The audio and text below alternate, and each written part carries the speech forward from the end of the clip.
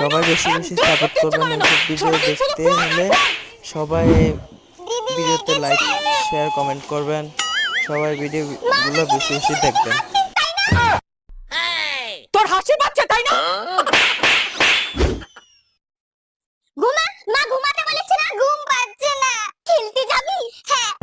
কি রে এখনো ঘুমাসনি? মা ঘুম পাচ্ছে না, একটু খেলতে যাব। ঠিক আছে বই বার কর, পড়াবো। খুশি খুশি।